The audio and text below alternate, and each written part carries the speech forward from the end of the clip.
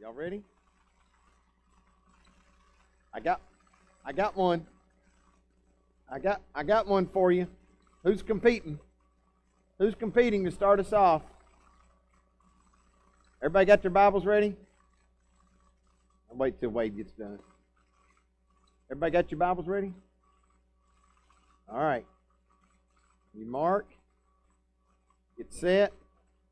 Go. Oh, I got to give you a book. Nehemiah chapter 10. Go.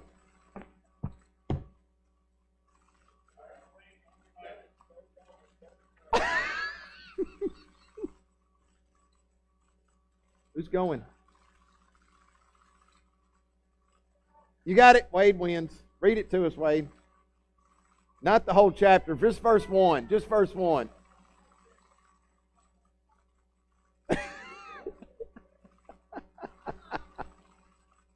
All right.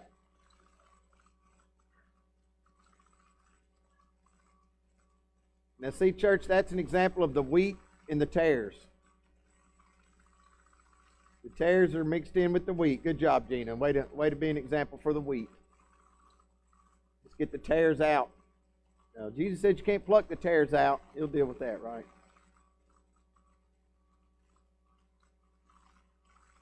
Yeah. So, let's jump back into 2 Samuel chapter 18, moving right along. 2 Samuel chapter 18.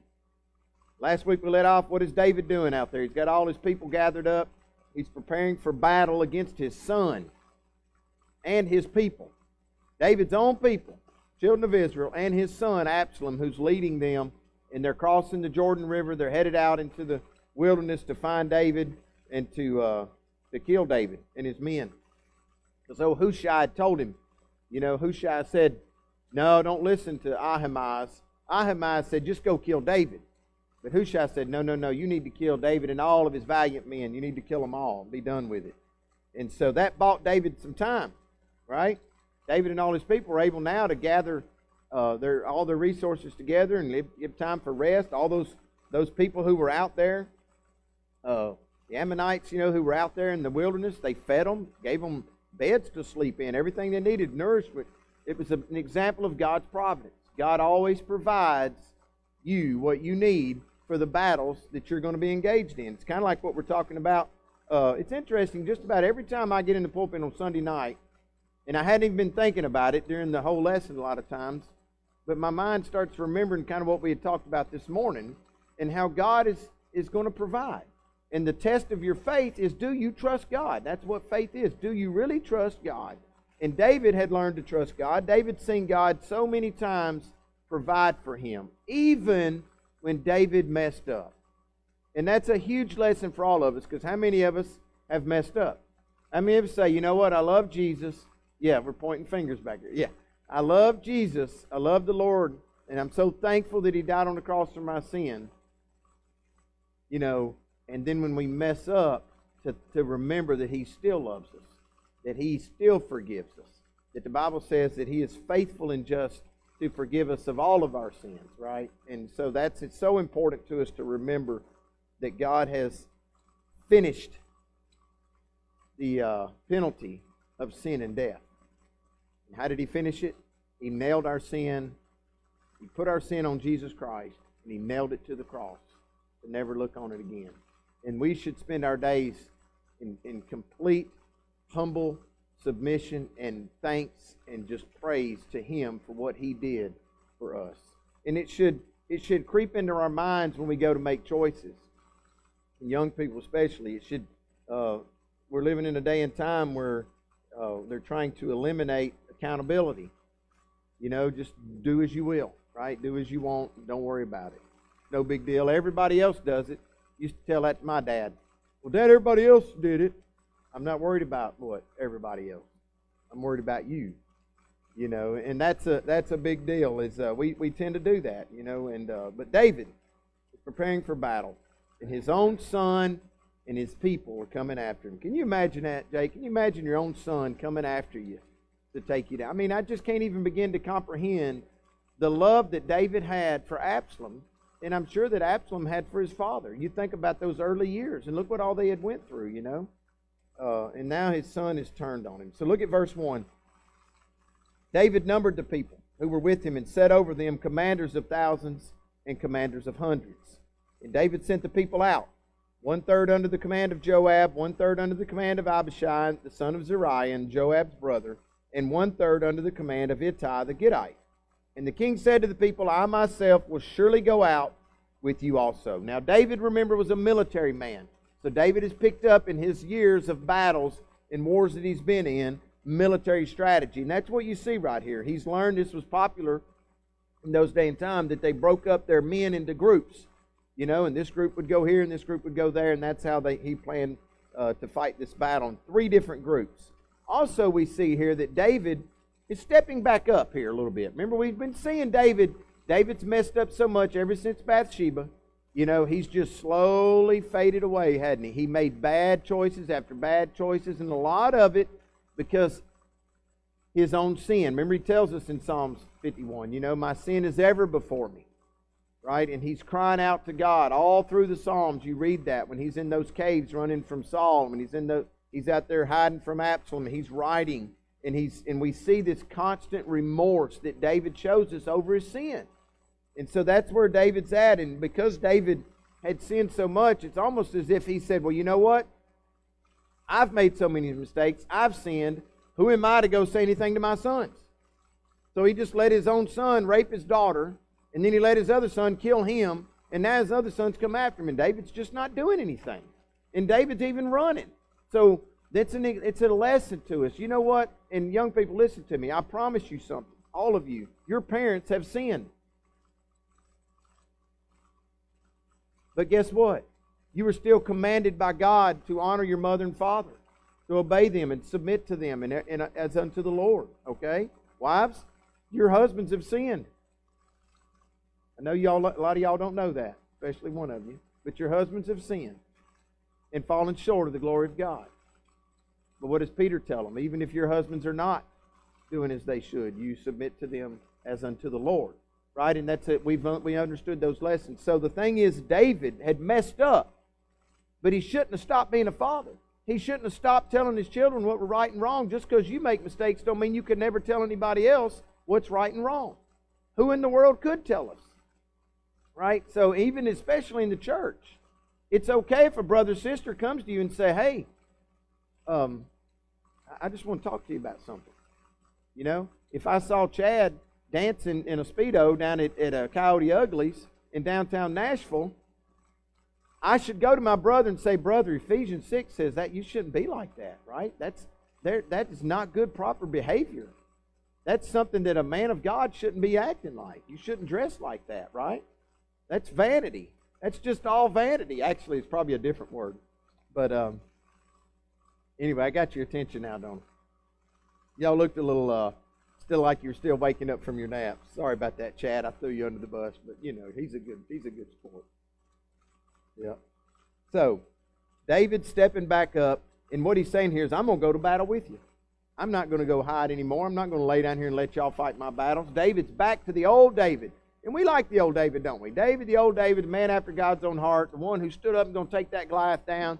You know, the one who was no fear in him. He's a brave man, a brave warrior, marched up that hill with just his armor bearer, you know, to take out those Philistines. We like that David. The one who the women cried out, Saul kills his thousands, but David kills his 10,000s. He's a man's man. He's a warrior, and he's a leader. But the greatest thing about David, he's a man after God's own heart. David had a tender heart. David had a tender heart. It's a great thing. I never forget my mother telling me when Jacob was little and he was crying, and I'd be like most fathers, stop it, dry it up, you know. And she said, honey, God works best with tender hearts.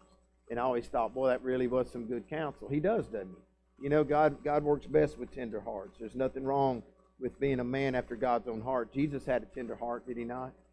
So we see that in David, but now we're happy because David's stepping back up and he says, I will go out with you. But what do the people say? The people said, you should not go out. For if we indeed flee, they will not care about us. Even if half of us die, they will not care about us. But you are worth 10,000 of us. Therefore now it is better that you be ready to help us from the city. So this is the same advice. Remember Ahithophel, the bad counselor, he was wise, but he was against David. Remember, he's the one, this is Bathsheba's grandfather. So he's got a chip on his shoulder against David, and he's the one that gave the counsel, just go out and kill David. And that's what these people are saying. You're worth 10,000 of us. It's better that you stay here ready to help from the city. In other words, if we get whipped, if they're out manning us, if we're losing, you're still back there, you can dispatch others out. Because anybody that the king, all of these nations that's helped him, David could call for help and they would come. And these people knew that about David. And that's why they say it's best for you to stay back in case we need you. But Hushai, if you remember, he's the one that told Absalom, your father's a fierce warrior, and so are his men. You need to take them all out. You're going to need more men. So these people are out there and they tell David, no, you need to stay put. Let us go out and fight. Now verse 4 says, and the king said to them, whatever seems best to you, I will do. So the king stood beside the gate, and all the people went out by hundreds and thousands. So David here appears to be in agreement with the people. Whatever seems best to you, I will do. You know what? This is a this is a sign of some good leadership, I think. A good leader will do what? He'll listen to his people. He'll listen to what, their hearts and see where they're at, what they're saying. God works through the people, doesn't He? Can you imagine if I had everybody in the church coming to me and say, hey, Derek, and everybody consistently saying, you know what, this is just not right. It's just not right what we're doing. Y'all don't worry about it. I know what I'm doing. That wouldn't be a good leader, would it? A good leader should listen to his people. And David learns here, he shows us that he has the ability to be a strong leader. We're going to go do this. This is what God, but he also knows how to listen to his people. And that's a good example I thought I'd throw in to any of you, especially those of you who might find yourself in leadership positions in life. Always be willing to listen to your people. Don't be so bullheaded that you can't. Verse 5 says, the king charged Joab and Abishai and Ittai, saying, deal gently for my sake with the young man Absalom. And all the people heard when the king charged all the commanders concerning Absalom. Now, isn't it interesting? David says, the young man Absalom. It's as if he were still a kid to him, right? Absalom's, well over 30 years old at this point. And it's as if he's still a kid. This is where David sees his son at. He doesn't want Absalom killed. I still think that the reason he doesn't, because he blames himself for what has happened to Absalom. And he should. He's made some horrible choices as a father. Even the worst one we learned is when even though Absalom had fled to another country, and he goes and brings him back, but he doesn't bring him back. It's that lesson I taught you about, that unconditional love. To bring somebody back with the intentions that you're going to forgive them, but you never forgive them. There's nothing in that. There's no love in that. There's no forgiveness in that. If you're going to forgive them, forgive them. If you ain't, then don't. But don't do the back. You can't do the fakeness, right? And David didn't bring Absalom back. And guess what that caused in Absalom? It caused an anger to develop in Absalom. And that's what will happen when children don't feel loved, when they don't feel forgiven, when they feel like, that's it for me, I'm out. They're going to be angry. And I told you 5 times already, that's why Elvis wrote that song about the young man in the ghetto. He'll grow up to be an angry young man one day. Why? Because he doesn't feel loved. And that's what happens. Okay, people will flee that fight or flight syndrome I tell you about. So, deal gently with my young son, or with the young man Absalom. Verse 6 says, then the people went out into the field against Israel, and the battle took place in the forest of Ephraim. The people of Israel were defeated there before the servants of David. And the slaughter there that day was great, 20,000 men. For the battle there was spread over the whole countryside, and the forest devoured more people that day than the sword devoured. So even in this huge battle, and you've got David's people, David's warriors, and it's showing that it's spread out, meaning that they're beating them so bad, these people are running. And David's men are chasing them down, and they're taking them out. They even run into the woods, and it says here that more died in the woods than died by the sword.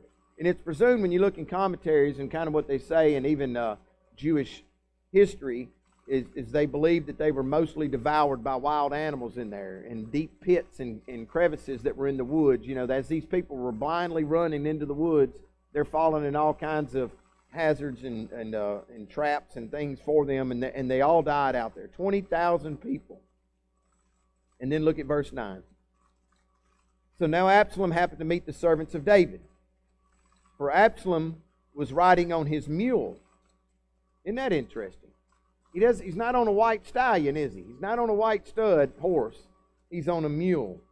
And the mule went under the thick branches of a great oak, and his head caught fast in the oak, so he was left hanging between heaven and earth, while the mule that was under him kept going. You see what happened there? Absalom's hair got caught in a tree, and he's hanging by his hair from a tree. Now, I wrote down a verse for y'all. Josh put that up there in 2 Samuel 14:25. And I'm going to take you back to remember what we learned about Absalom, okay, and his hair. It says, now in all Israel was no one as handsome as Absalom, so highly praised. From the sole of his foot to the crown of his head, there was no defect in him. When he cut the hair of his head, and it was at the end of every year that he cut it, for it was heavy on him, so he cut it. He weighed the hair of his head at 200 shekels by the king's weight. You know how much that was? 5 pounds of hair. Absalom reminds me a lot of... Never mind. I'll move on. Don't throw him under the bus. Yeah. Absalom's beautiful hair cost him his life. See that? That poor beautiful man hanging there from an oak tree by his hair. You know what? He went into that battle. He thought it was going to be a great idea, didn't he?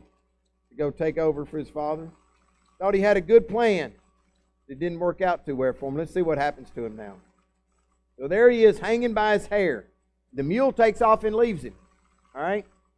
And he's hanging there by his hair. When a certain man saw it, he told Joab and said, behold, I saw Absalom hanging in an oak. Then Joab said to the man who had told him, now behold, you saw him. Why did you not strike him there to the ground? I would have given you 10 pieces of silver and a belt. Well, that's a lot of money. And this belt was something only warriors would care about. It's kind of like in the WWE or the WWF or whatever. How many WWs they got now? Is it just 2 of them still? I don't know. Some of y'all wrestler fan. But to get that big old belt, like what's his name? Macho Man used to get a big old belt. Nature Boy, Ric Flair. Anyway, that was a warrior's thing. A warrior wanted that belt. Of course they wanted the money. It would have set him apart. He says, why didn't you strike him? Why didn't you kill him? And the man said to Joab, even if I should receive 1,000 pieces of silver in my hand, I would not put out my hand against the king's son. He was raised well, wasn't he? He wasn't going to touch the anointed one. No way.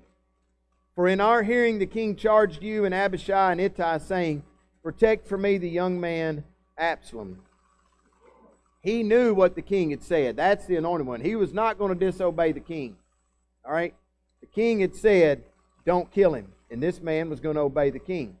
Otherwise, the man said to Joab, even if, protect for me the young man Absalom. I lost my place. Otherwise, if I had dealt treacherously against his life, and there's nothing hidden from the king, meaning I know David's going to find out, then you yourself would have stood aloof. Right? You yourself would have looked bad. Then Joab said, I will not waste time here with you. So he took 3 spears in his hand and thrust them through the heart of Absalom while he was yet alive in the midst of the oak. So Joab, David's right-hand man, been there with him all along, he takes matters into his own hand, disobeys the king, takes 3 spears and shoves them into Absalom's heart. And it still ain't over. Right? And the 10 young men who carried Joab's armor gathered around and struck Absalom and killed him. So here comes Joab's armor bearers with all their weapons and Joab, and they made sure, beyond any shadow of a doubt, Joab is dead. It's all over. And all I could think about was how confident Absalom was. He sat out there, remember, 4 years, and he gained those people's favor. He kept hearing their cases and winning them over. Boy, and then he amassed him a mass of people who was willing to follow him. Even got David's counselors to stay by his side. He thought he had it all figured out. Everything looked great. And can you imagine what he was thinking sitting there in that oak tree hanging by that hair, that beautiful hair, right? God had blessed him so much. The greatest looking man in all of Israel, had it all. He was the king's son. Could have had everything, but it wasn't enough. He wanted to take over. And Joab here disobeys David. He knew what Absalom had done in the past. Now let's get in the mind of Joab here a little bit. What would you do? You're Joab. You've done seen David fail and fail and fail and make one bad choice after another, and guess what? It turns around and costs a lot of people's lives. It turns around and costs a lot of problems. I think Joab sees this situation here and he's like, you know what? I can't let it happen. I know what Absalom's done before, and I know if I take him back to David, David's going to give in. David's going to set him back up, and we're going to have to go through this mess again. So Joab makes a hasty decision. He disobeys the king. And you'll have to judge whether Joab was right or not. But guess what David says about, you'll read later in 1 Kings, David tells Solomon, right before David dies, he tells his son Solomon, he said, don't let Joab go down to Sheol in peace. So it's a little bit later, but he's going to make sure that Joab gets what he deserves. Because remember, Joab had already messed up the other two generals. Remember Nahor or whatever his name was? And Joab had already disobeyed. Joab, in our minds, we look at Joab and we think, you know what? That's what Joab should have done. David wasn't standing up to things. David wasn't being tough enough. Joab's like, I need to come in there and do it. But you know what Joab failed to realize? Is that even when David made mistakes, even when David disobeyed God, guess who was always still in control? God was. David knew that God was always in control. Joab took his eyes off of that fact. That even though wrong was being committed, God could overcome the wrong. God could take the worst problems and turn them right. God could fix the things. And Joab should have stayed patient, and he should have waited on the Lord to handle things the way the Lord wanted to handle. But he took matters in his own hand, and so his life ends not with peace, right? He makes Solomon take him out. You can read about that later.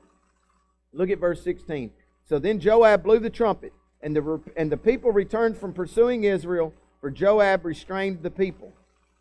Joab's in charge again. They took Absalom and cast him into a deep pit in the forest, and erected over him a very great heap of stones.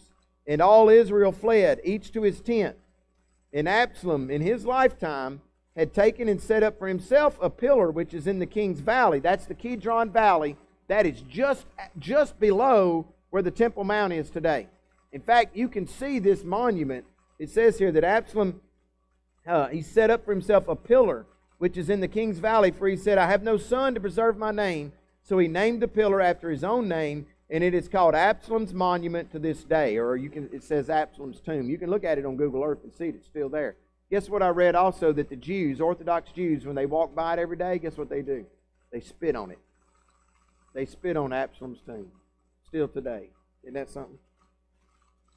Anyway, things didn't work out so well for Absalom.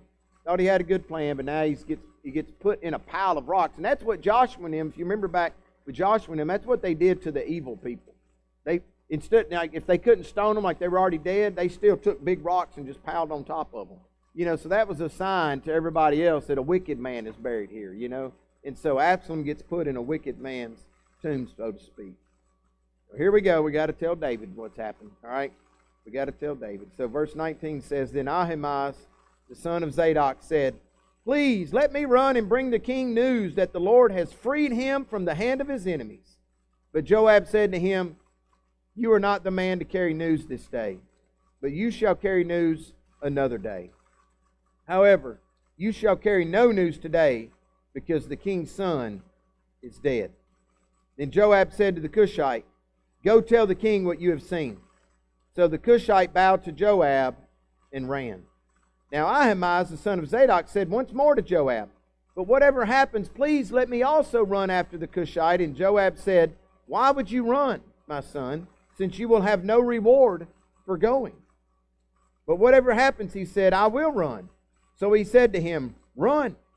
Then Ahimaaz ran by way of the plain and passed up the Cushite. So now picture these two young men. They're running to tell David the news. But remember the other guy, the priest's son, he doesn't know. The priest's not out in the battle, remember? He's not out in the battle. He don't know what's happened. All he hears is that that David's men have won. Okay? That's all he knows. And that and then Joab says, and that the king's son is dead. But he doesn't know for sure the details. All he knows is he wants to run and tell the king the good news. Right? All your enemies have been whipped. It's over. But the Cushite, he tells him, the Cushite knows, and he's going to go and tell David. So David was sitting between the two gates. He's sitting there. Isn't that interesting? David sat there as the people passed by earlier. Remember, going out to battle, and he stayed there. I thought that was pretty cool. David stayed there waiting on the people to return. He's sitting there between the two gates, and the watchman went up to the roof of the gate by the wall and raised his eyes and looked, and behold, a man running by himself. The watchman called and told the king, and the king said, if he is by himself, there is good news in his mouth. And he came nearer and nearer. And then the watchman saw another man running. And the watchman called to the gatekeeper and said, behold, another man running by himself. And the king said, this one also is bringing good news. See, they had their little routines, right? They knew about sending out the messengers and back. Boy, I couldn't imagine being a messenger in those days. That was a lot of running. You know, to pick these young men, they're running out there and running back and running out there and running back. And that's where one of them, I believe, was named Forrest, the Cushite. I believe his name was Forrest. That kind of wake you back up. All right, Josh didn't like that one. Anyway, so the watchman said, I think the running of the first one is like the running of Ahimaaz, the son of Zadok. So they know each other, right? He knows him. He knows the priest's son, Zadok. Now imagine, if you grow up in this time, everybody knew who the priests were, because you're constantly doing the morning and evening sacrifices, right? You're always seeing the priest's son, especially if you're a young man, and you're out there and you see the priest's son, he's your age, you're watching everything the young man's doing, right? Don't that what younger people do? You kind of, hey, if there's a young guy doing something, you want to know what's he doing. And so they know this priest's son. He goes, I know him, that's Ahimaaz. And the king said, this is a good man, and comes with good news. David knows who it is. He knows about Ahaz. Remember the spies? Remember that last week? He said the priest's boys, and they hid in the well, and the old woman put the sheet over them and started preparing her grain and stuff. So he knows who this is. And he knows that he can trust him. So if he's coming back, that means it's got to be good news.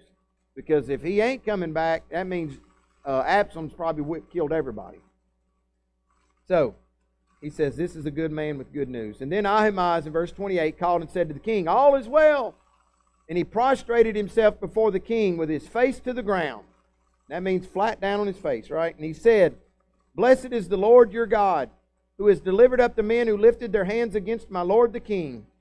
So the king only hears from this priest's son, the first one there, that the battle is over. You've won. He didn't know the whole story. He just knows that his men have won.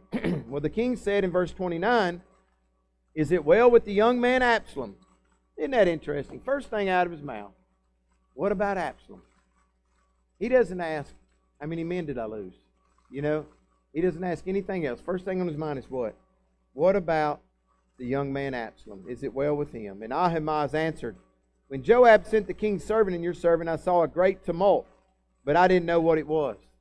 What's the great tumult he saw? He saw him piling these rocks on top of somebody, but he don't know somebody's getting buried out there, but I don't know who it was. So he doesn't offer any information. That's why Joab didn't want him to go. And so he's kind of understanding what Joab was. Don't go running telling something you don't understand. So he's only going to give the information that he knows. But David shows where his heart is, doesn't he? He immediately asked about Absalom. In verse 30, the king said, well, then turn aside and stand here. If you don't know what's happened, you just stand over here. So he turned aside and he stood still. Behold, the Cushite arrived. And the Cushite said, let my lord the king receive good news. For the Lord has freed you this day from the hand of all those who rose up against you. This is good news, David. Again, he hears the same message. It's over. You've won. Your men have won. The enemy's been defeated. It's all over. And the king said to the Cushite, is it well with the young man Absalom? And the Cushite answered, now listen to this. Let the enemies of my lord the king and all who rise up against you for evil be as that young man. Now, that's an unbelievable death notice, isn't it? You gonna come up and say, hey, what about my son? Well, I hope that every evil person out there in the world ends up like your son does. I mean, that's a way to tell him, your son's done. Your son's dead. Shows you what the Cushite thought about Absalom. And it shows you what else all the other people thought about Absalom. Shows you we already know what Joab thought about Absalom. So the whole of the people see what needed to happen to Absalom, but not David. Not David. David had a different heart, didn't he? In verse 33, let's see how David responds in closing. The king was deeply moved and went up to the chamber over the gate and wept. That means for all to see. All going to see him there. Everybody's going to know David's weeping. And thus he said as he walked, "O my son Absalom, my son Absalom, would I had died instead of you. O Absalom, my son, my son." And deeply moved in the Hebrew, I looked this up and studying on that. It's not just, I think a parent can understand this. This is a shaking, violent, I can't believe what's just happened to my son. This is devastating news to him. After all Absalom had done, David still had this love for his son. You see that? And he kept crying out, "O Absalom, my son, my son, my son." We'll pick back up next week and see what happens after this.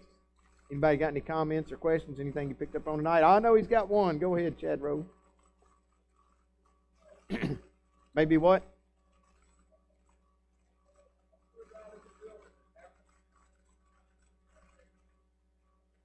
Oh no, that's Manaheim. I'm sorry. He's in or how you say it, Manaheim.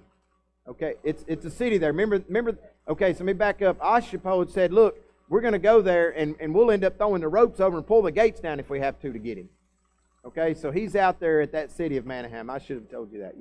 Yeah, he's not back in Jerusalem. Yeah, he's out there at Manaheim. You are, and that's a good memory right there. I'm glad you remembered that. Yeah. I was going to say Manhattan, but I couldn't remember the name. It's not Manhattan, it's Manaheim or Mahanaim or however you say it. Yeah, they were 10 miles out on the other side of the Jordan River out in the wilderness, and you can see this area. It's just wilderness out there. There's nothing out there. But they had that city there, and they had the walls up, and so that's where, they all patterned themselves after what the king had done, what they had built in Jerusalem, when you go out there. So, anybody else?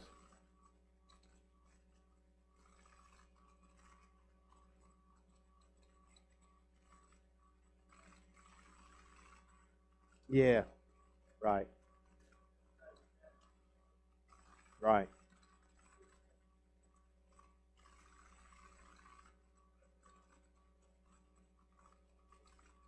Right. Right. Yeah. Well, it's and when you read theologians over the years and commentary, people struggle with David. People struggle because we see the love that he has for his son, but we also see the failure that he had to uphold God's law. That's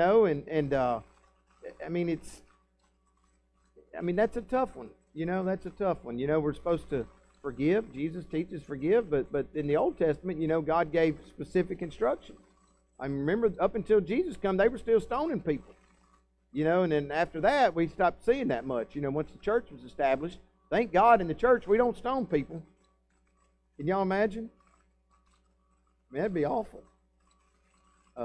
We've been spared in the church age, I'll tell you. There's been a lot of Christians that have suffered martyrdom and harsh things. But you go back through the Old Testament, see, if a young man cursed his father, you stoned to death.